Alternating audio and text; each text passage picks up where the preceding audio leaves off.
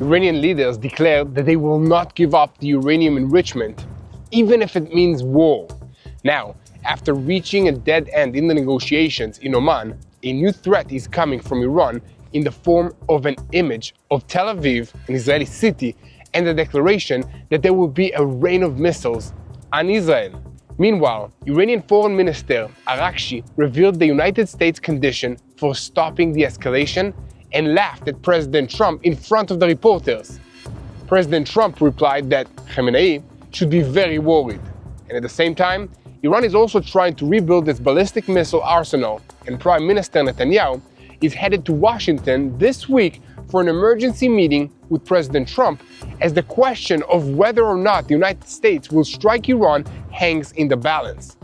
But Israel isn't the only country trying to influence this decision, as the Arab states are worried about Iran's response to any American attack, while some analysts are warning about surprises that could be waiting for United States and Israeli forces.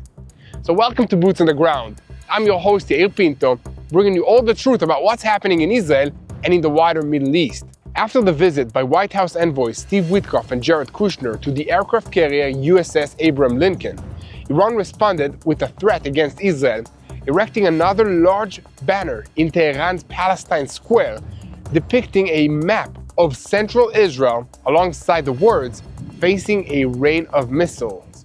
This is a small area." The chief of staff of Iran's army also declared that the consequences of any regional war in the area will fall on Washington and Tel Aviv. Foreign Minister Arakshi also declared that Iran will not give up its nuclear program, even at the price of war, saying that our atomic bomb is the ability to say no to the great powers. He also laughed as he was telling the journalist what President Trump is demanding Iran to do in order to avoid a military strike.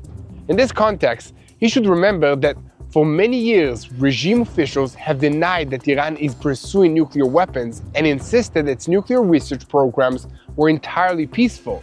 In any case, while the possibility of an American strike is still hovering in the air, Israeli officials are worried about an agreement that will not include Iran's missile arsenal and support for terrorist proxies. Prime Minister Netanyahu is on his way to Washington this week to try and persuade President Trump to insist on these issues being addressed. Netanyahu will also assure President Trump of Israel's readiness to participate in any kind of military strike on Iran. And meanwhile, the IDF is carrying out a targeted elimination inside the Gaza Strip and monitoring Hamas, trying to manage the rehabilitation of the terrorist organization and waiting for an American move to disarm it. The terrorist organization Hamas, as usual, lies blatantly and tries to promote a false claim until the next explosion.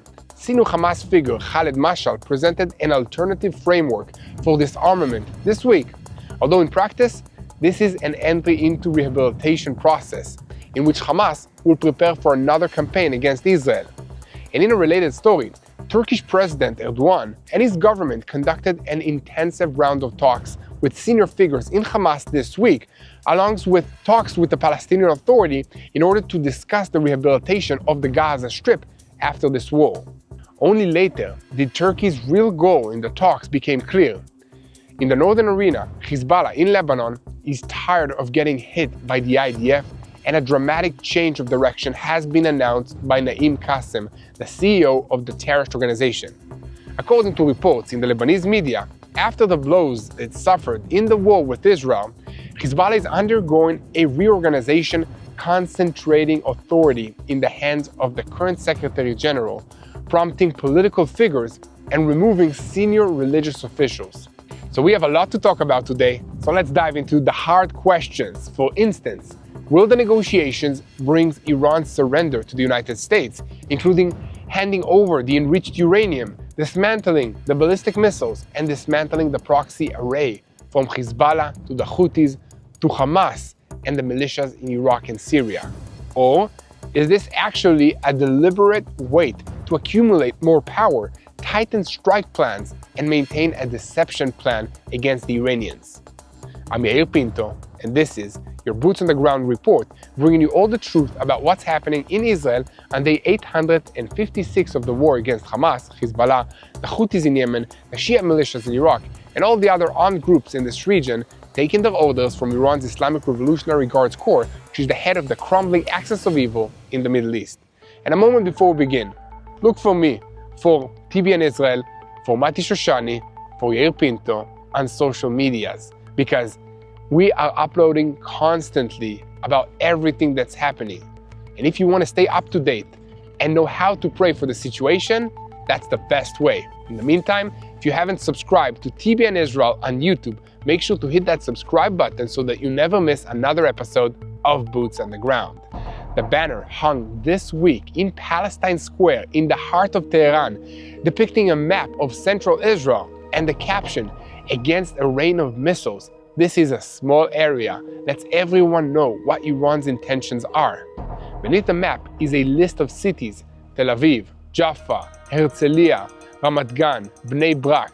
The last line of caption read, "For the first day," meaning on the first day of an American attack, they plan on saturating central Israel with ballistic missiles.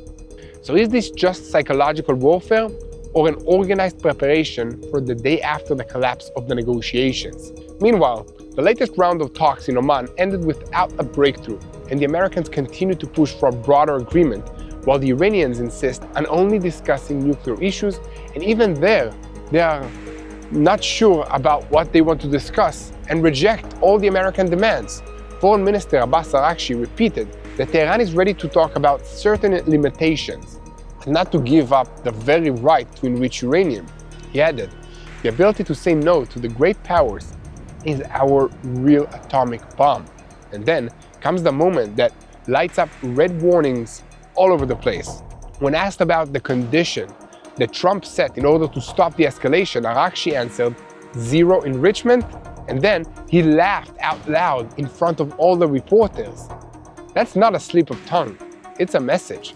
However, as previously reported, the Americans are entering the talks with a longer list of demands, including a complete halt to the enrichment, restrictions on the ballistic missile program, and an end to support for regional proxies. On missile range, there are even numerical gaps inside the demands, including an American plan to halt the range of ballistic missiles at 500 kilometers, while in Jerusalem, they want the range to be limited to 300 kilometers to take Israel out of this range. But in Tehran, they say that in the clearest way that the issue of missiles is not up for discussion at all. And despite the obvious fact that they are in no position to dictate any kind of terms, what is up for discussion and what isn't, they still try. However, the missile threat itself is becoming the central issue of this situation beyond the nuclear file. The Iranians are trying with all their strength to build a ballistic missile project, and according to intelligence assessments that are presented, before the 12-day war last June, Iran had approximately 2,000 missiles. During the fighting, around 536 were launched, and many more were destroyed on the ground, along with the launchers themselves. Iran has made great efforts to rebuild this arsenal with assistance from China, and although they have not returned to the level of readiness they had before, they are getting close. And it's not just a matter of quantity, but the overall pace of production. Although the quality of each individual unit is not always high, there are reports that production capacity could reach hundreds of missiles per month, giving Iran the ability to overcome Israel's defensive systems through sheer weight of numbers. When analysts talk about the threat, they also talk about warheads that have the potential to be up to about half a ton of explosive per missile. This is no longer an issue of a few missiles that get through, but rather an overload scenario. For that matter, even when Israel's defensive systems work exactly as they are designed to, they cannot provide a perfect seal of protection. This is why the defensive efforts and the offensive efforts themselves to hit the launchers and the stockpiles before a launch work together.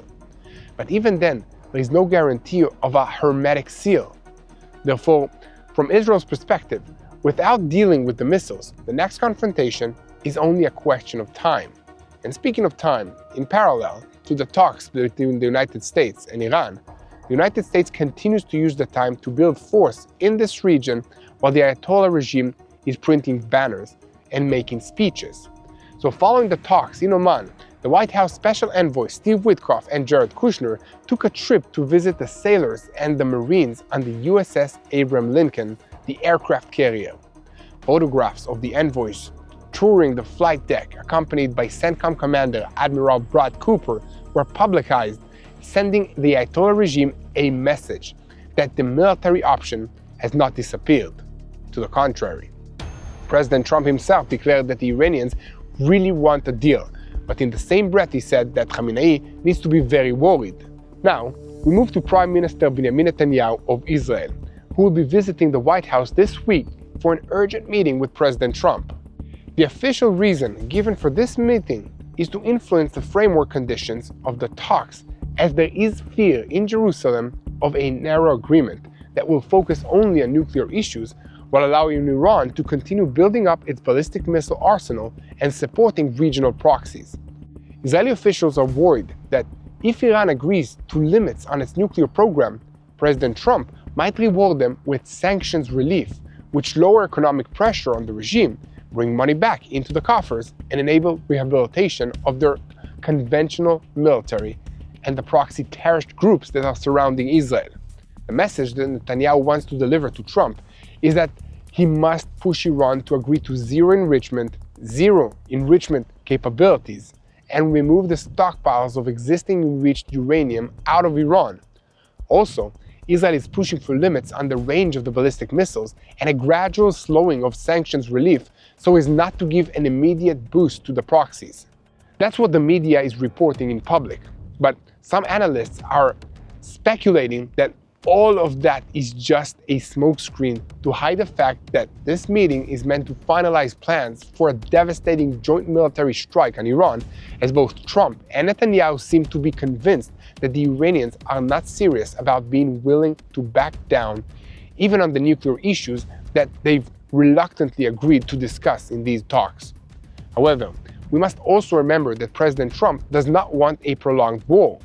He wants a short, sharp move with a clear outcome.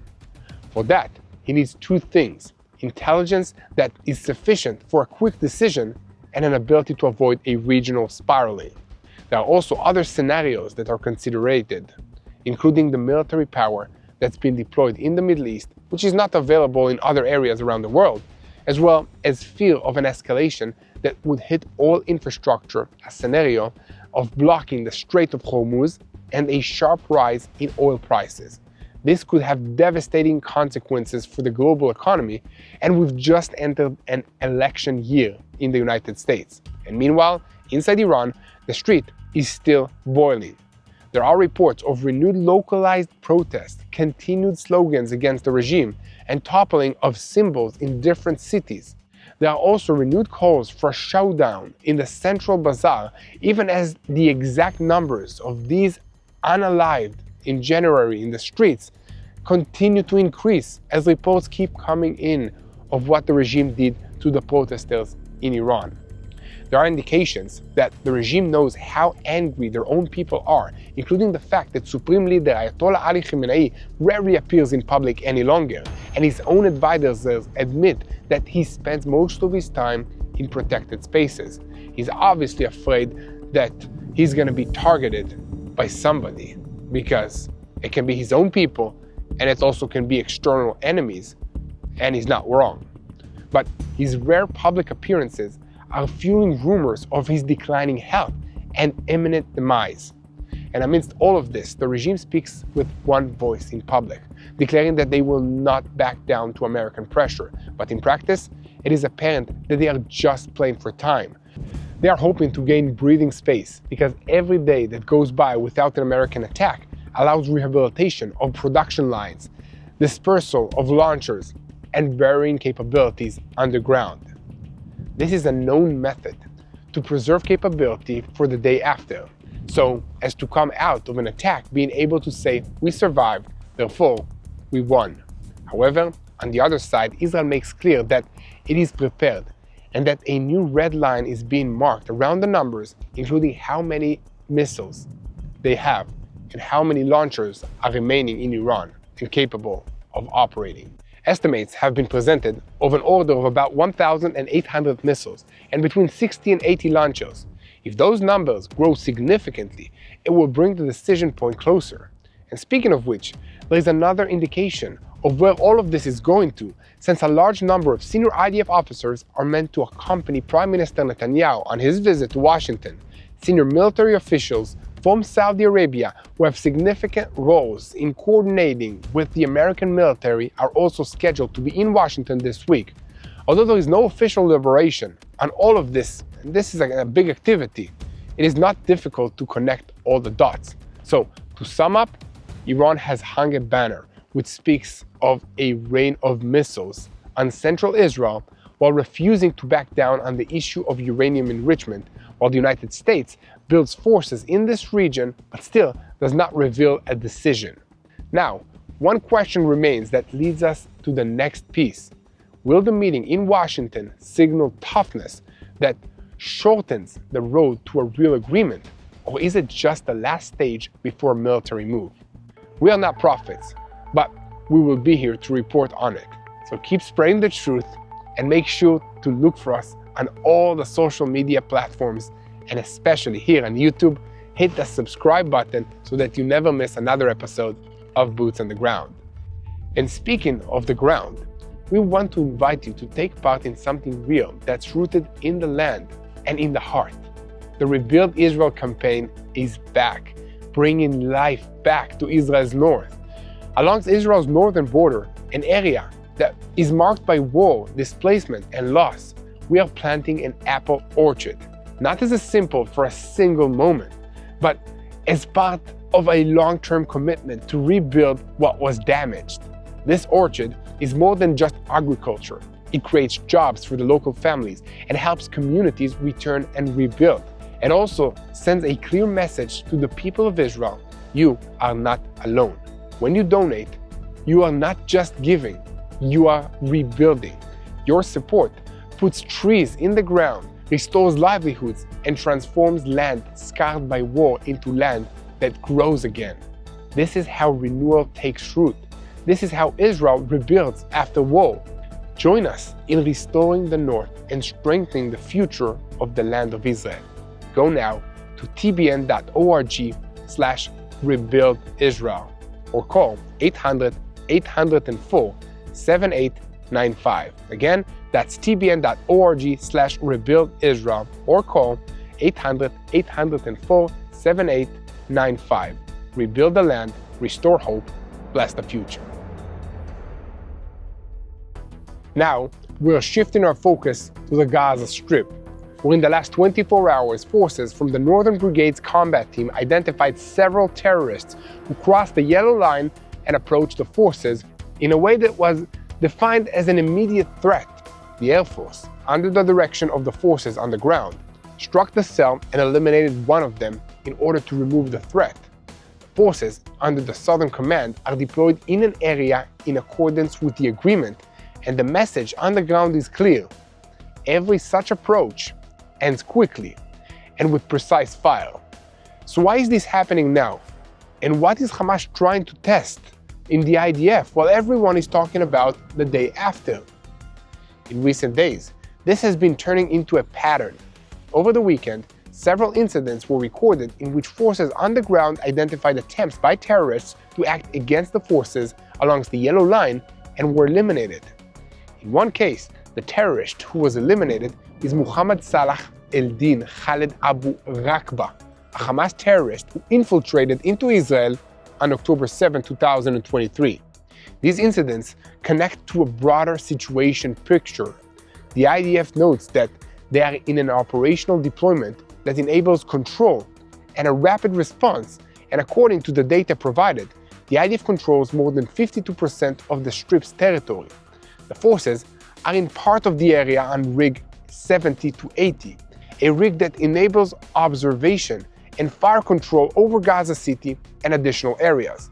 And at the same time, a gradual treatment is on its way of tunnels and infrastructures that Hamas left on the eastern side of the Yellow Line. This is a difficult and dangerous work that must be conducted slowly, but it is exactly what prevents Hamas from returning to infrastructure that can be used to attack Israel again in the future. However, IDF intelligence confirms that Hamas continues trying to rebuild, but they're having trouble accessing fresh supplies of weapons and ammunition. It is trying to acquire new supplies in various ways, including smuggling via drones from Egypt to the Negev, and from there to Gaza. They are also taking advantage of desperate Palestinian children and teenagers who they pay to collect unexploded ordnance from the war so that the explosives can be retrieved and used to make improvised explosive devices. This is very dangerous, often resulting in harm to the children that are involved. But Hamas has proven over and over again that they don't care about that.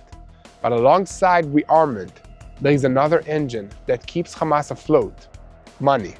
Sources in the IDF admit that today, following the ceasefire agreement and the scope of the aid, Israel in practice enables a flow of resources that also reaches Hamas.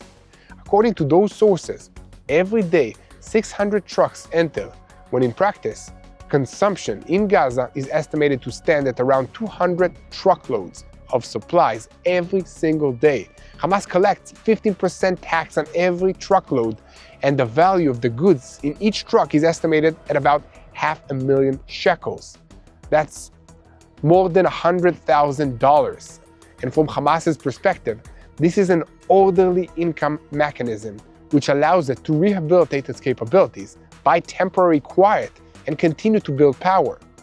At the same time, the IDF understands that the full conquest of Gaza City could bring Israel into a reality it seeks to avoid: direct control over about 2.5 million Gazans, daily friction with terrorist elements, and risking soldiers' lives over time. Therefore, right now, the operational line is aggressive maintenance, targeted thwarting, striking infrastructure, and taking down every immediate threat every time Hamas raises its head along the yellow line. And at the same time, Israel is waiting for an American move that will create a governing alternative in the Gaza Strip. And according to the plan, as it is understood, the management of the population and the civilian aid will be administered by the United States and the Peace Council that Trump established.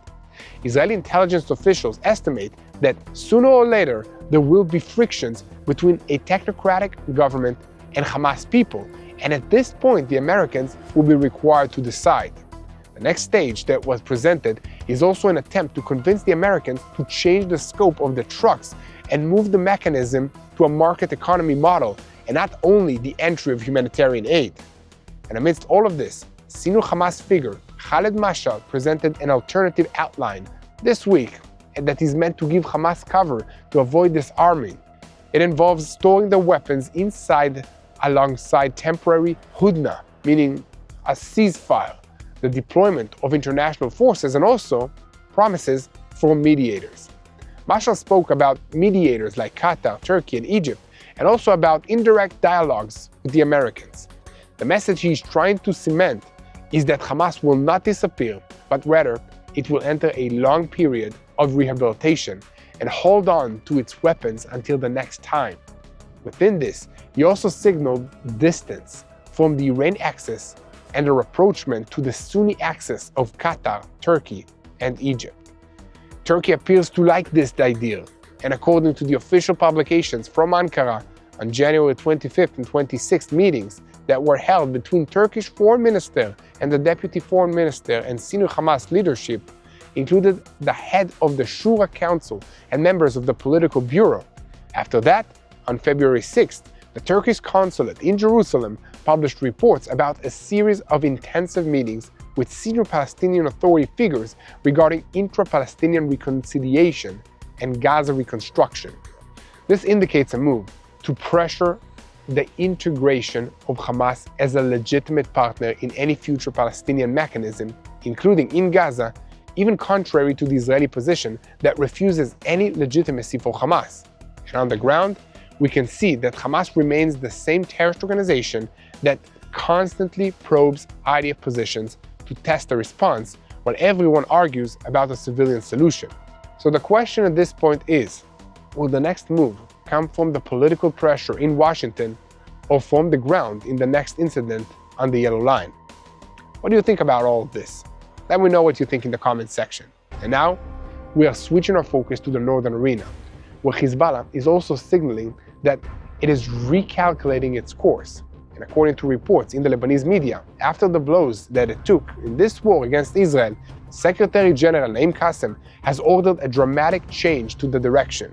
Before we get into all of that, I want to invite you again. If you want to receive daily updates from Israel, make sure to subscribe and search for us on social media. TBN Israel, Yair Pinto, and Mati Shoshani. And in the last 24 hours, an IDF force raided across the border in southern Lebanon and carried out the arrest of a senior figure in the El Jama El Ismailiya organization, which is identified with the Muslim Brotherhood and operating in cooperation with Hamas's branch in Lebanon.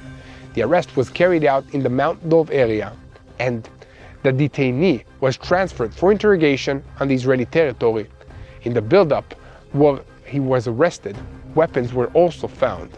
Bassem Mahmoud, a senior official in the El Jama El Ismailiya organization, claimed that this is a move that highlights a violation of Lebanon's sovereignty, and at the same time the organization demanded that the state of Lebanon act with mediators of the ceasefire, both to stop violations and also to advance the release of the detainees. So, is this just another pinpoint action to thwart a terrorist infrastructure, or is it part of a broader pressure, precisely when the system in Lebanon and Hezbollah are trying to get in line with a new reality?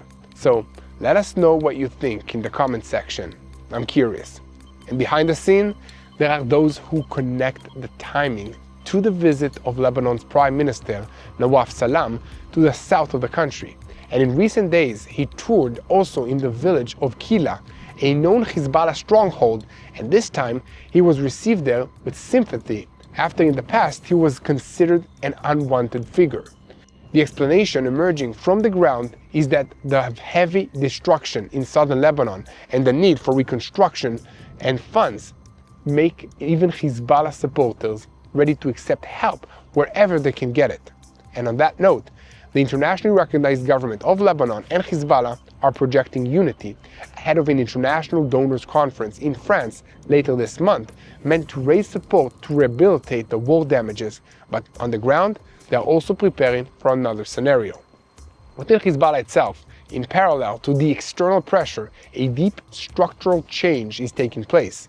Secretary General Naim Qassem is concentrating power and subordinating the institutions to the general sectarian, while he emphasizes that shifting from religious figures to political figures, with branding of a party more than a militia amongst the moves, prompting Muhammad Rad to the role of Deputy Secretary General, and expectations for replacements within the loyalty of the resistance.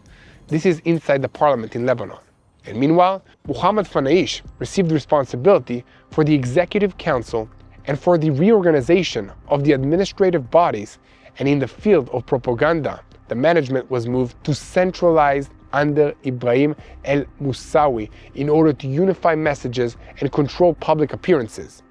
The most sensitive move is in the liaison and the coordination unit, where Wafik Safa ended his role in what was described as a resignation with the character of firing, after years of which he was considered a dominant power figure.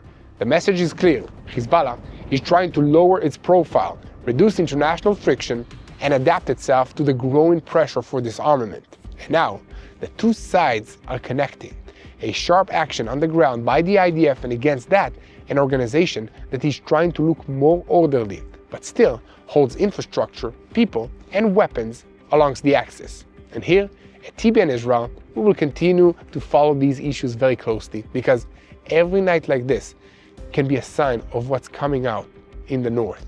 And now, make sure to follow, share, help us continue to tell the truth. Make sure to look for us and subscribe to this channel so you never miss another episode of Boots on the Ground. And most importantly, because we want you to pray for the situation. We want you to know what's happening in Iran, in Israel, in Lebanon, in Syria, in this region, because it matters. These enemies are not just enemies of the state of Israel. The Iranians and the regime are chanting death to Israel, that to the United States of America. They say that Israel is the small Satan and the United States is the big Satan. So we need to unite, because if they take over Israel, they're coming next to Europe, to the United States, and to the Western civilization. So we need to be together. We need to be together because this is a spiritual war. And the only way that I know how to fight a spiritual war is by praying. So let's pray for God to give wisdom to our leaders, to protect our soldiers, to protect all those that are affected by these terrorist regimes. We can also pray for our enemies, not to succeed, but to have a change of heart and to start loving the Jewish people of Israel, because it's God's heart. Keep praying for the peace of Jerusalem. Hello, this is Mati here in Jerusalem with TBN Israel. This is Yair Pinto from TBN Israel here in Jerusalem. TBN Israel is keeping viewers informed with Israel-focused news, culture, and what God is doing in this land. Support TBN Israel today online at tbn.org/Israel. Thank you.